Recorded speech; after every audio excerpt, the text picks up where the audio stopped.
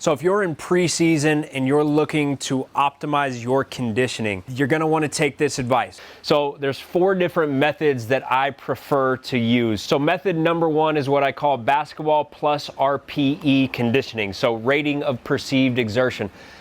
So if we could get all of our conditioning through basketball, that's great, right? That's what we want, because nothing is gonna get us in shape like actually playing basketball. So as coaches, right, you want to program everything into drills. You want to program everything into game situations and playing pickup, right? Because yes, we could go out and run, but guess what? We don't get the mental stimulation. So much of the energy that we burn, right, the calories that we burn, a lot of that is through the brain. So you might be burning 20% more energy when you're actually making decisions and when your brain is turned on, compared to when you're just out, brain silent, and you're just running. Because the brain is metabolically active, right? For us to make decisions and for our brain to be stimulated, that takes energy.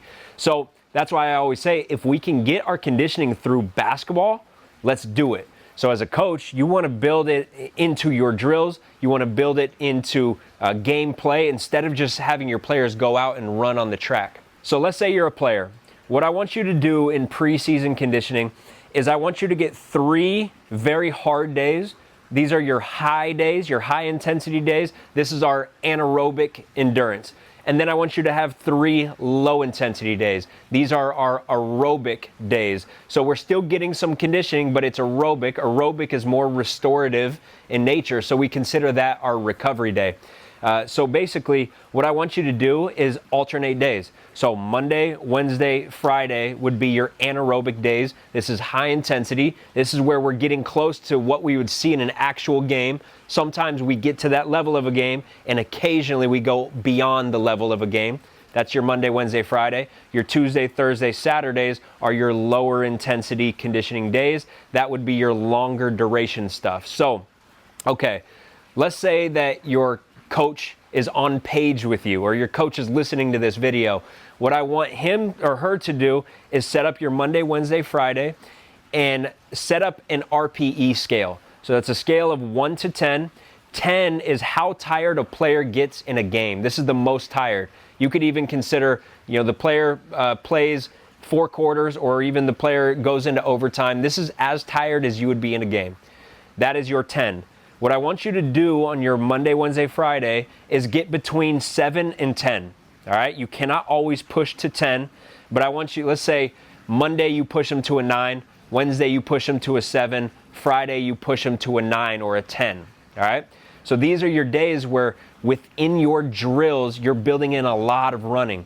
At the end of practice, you might build in more running. You might build in more full court one-on-one. Whatever it is, you got to get them to between 7 and 10 out of 10. Okay, so as a player, we're going to try to get our conditioning through basketball. But look, your coach isn't always going to give you the right amount. Sometimes they're going to give you too much. Sometimes they're going to give you not enough conditioning within practice.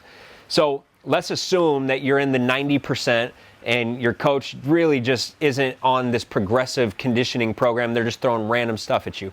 Well, then you got to start to get honest with yourself and use a good Rpe scale. So Monday, Wednesday, Fridays, these are your anaerobic days. These are our hard days. These are days where we want to try to get pretty close to the conditioning that we would be seeing in a game. Tuesday, Thursday, Saturday, these are more low intensity. These are our aerobic days. All right. Monday, Wednesday, Friday, at the end of your practice, you rank yourself on that Rpe scale, 1 to 10. 10 is as tired as you felt in a game. This is the most tired that you will be in a game. 1 is you're not tired at all. All right, let's say you get done with that Monday and you're a 6 out of 10. All right, you got 4 left in the tank. You multiply 4 by 2, you now have 8 minutes of conditioning. All right, so after practice, you now have 8 minutes of conditioning. You can get creative with how we build that 8 minutes of conditioning, but remember, it's anaerobic. So one example would be baseline to baseline, all right, down and back, all out sprint as fast as you can, baseline to baseline, jog, a fast jog, and then baseline to baseline, a fast walk. And then you're back in, cycle through. sprint, jog, walk. Sprint, jog, walk. You do that for 8 minutes straight. And the reason that we have the walk is you do need to get that recovery, because basketball is not all about who can go the furthest, right? So who recovers faster at that dead ball? Who can get their heart rate extremely high and then recover that heart rate better during free throws or during a timeout? So that's why on these Monday, Wednesday, Friday, on these anaerobic days, we want to go hard, and then we want to have breaks, and we want to work on recovering faster within those breaks. Okay, so what if you got done and you're like, man, on a scale of 1 to 10, that was only a 2. Like, coach didn't push us at all today. Well, if this is your difficult day, you now have 8 points left in the tank. Multiply 8 by 2, you have 16 minutes of conditioning. All right, so 16 minutes of sprint down and back, jog down and back, walk down and back. All right, and you can change this up however you want. Like, you can add in slides, whatever you want to do, but start to use that scale. Get to the end of your practice and figure out, okay, if I got some points left in the tank, multiply by 2 and get that many minutes in conditioning. But again, same concept applies. If you were going to go play full court one-on-one, if at the end of practice you were a 6 out of 10, we got 4 points left in the tank, multiply by 2, okay, we got 8 minutes of full court one-on-one. And I'll talk about the specifics of that. We can break that up in certain ways where every 3 points we get 2 free throws. Each player gets maybe for that amount of time, let's say we get 1 or 2 timeouts each. So that way we can have those little breaks in between. And while we're playing full court one-on-one, it's super intense, and we can really guard, we can really play offense and not turn into like this sloppy, messy, everybody's jogging type of workout. Okay, so now for a player, let's talk about our Tuesday, Thursday, Saturday. Remember, this is our recovery days. It's okay to, if you need the conditioning, if you feel like you're the type of player that gets tired in a game and you need to significantly improve your conditioning, we can still work hard on these Tuesday, Thursday, Saturdays. I just don't want to stress the body in the same way. So we don't want that intense anaerobic sprint type of work. Those are days where we want to get longer distance. So this is more jog. This is more swim type of work. So how the RPE works for this day. Again, if you're on the same page as your coach and they know that these are your low days, they can get you below a 5 out of 10. But let's say they only get you to a 2 out of 10. All right? That means you got 8 points left in the tank. For aerobic days, we multiply by 4. So now we have 8 by 4. That is 32 minutes of conditioning, but that 32 minutes is slow. It has to be aerobic. Okay, so 32 minutes. You could split that up. You could go out and jog real slow and then go for a swim. Or you could spend 32 minutes on just your jog, but it has to be low intensity. I would rather have you not run because we're trying to save our joints on these days, since these are our recovery days. I'd rather you do low impact. So like we use the arc trainer.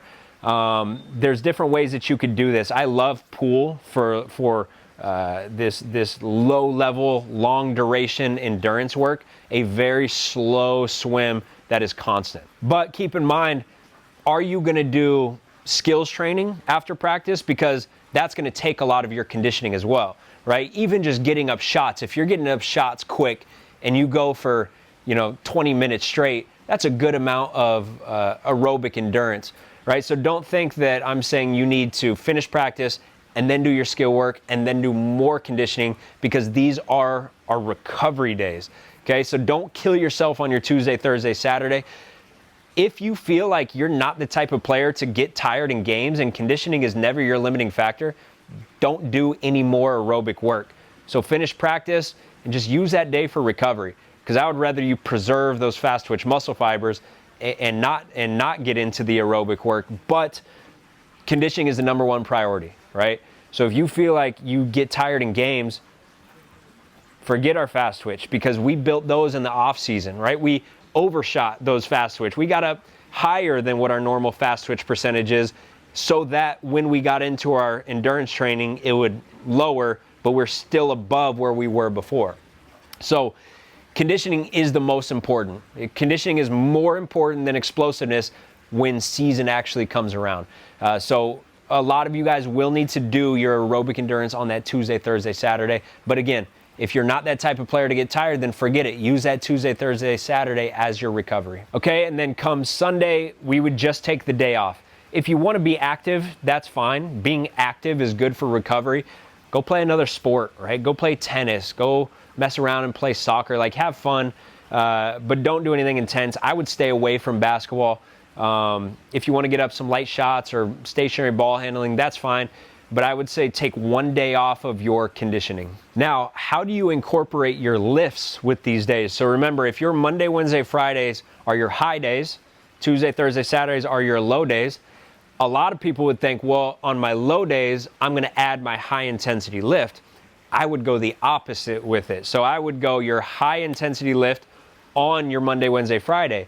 So then the system, your body, has a day for recovery, full recovery. Because if you go intense on intense lift on Tuesday, Thursday, Saturday, now our overall intensity is high every single day. We never have a chance to recover. So let's say you have a higher intensity lift like a squat, a deadlift, a pull-up, compound movements where you're going pretty heavy, it's intense on the nervous system. I would throw that on that Monday, Wednesday, Friday. So then come Tuesday, we have a full recovery. And then come Wednesday, we're back up high. Tuesday, we're back down low. That way, we're not high every single day. Now, the 6-day-a-week plan generally works really well, especially for like high school players who don't play back-to-backs that often, right? Like through high school season, maybe you have 2 games per week and they're separated. This schedule is great. Now, some leagues, you do have frequent back-to-backs. Or NBA players, they have back-to-backs, and so we got to account for that. So early preseason, I like this schedule of high-intensity day, low-intensity day, high-intensity day, low-intensity day. Eventually, after several weeks, we got to start to add back-to-backs in our high intensities. So now, Monday we're high intensity, Tuesday we're high intensity. So anaerobic conditioning, hard conditioning on Monday and Tuesday. Wednesday would be our recovery day. Thursday, we're back to high intensity. And so now we're kind of just mimicking our game schedule because we have to prepare the body for that specific schedule. Because if your muscles and tendons and fascia get used to intense loading on non-consecutive days, and then all of a sudden on consecutive days, we have to play and we have to perform at a high level, that's where a lot of injuries can come in. So being prepared specifically for your game schedule from a conditioning standpoint is one of the best forms of injury prevention. So as we get 2 weeks out, we want to start to really add in schedule-specific conditioning.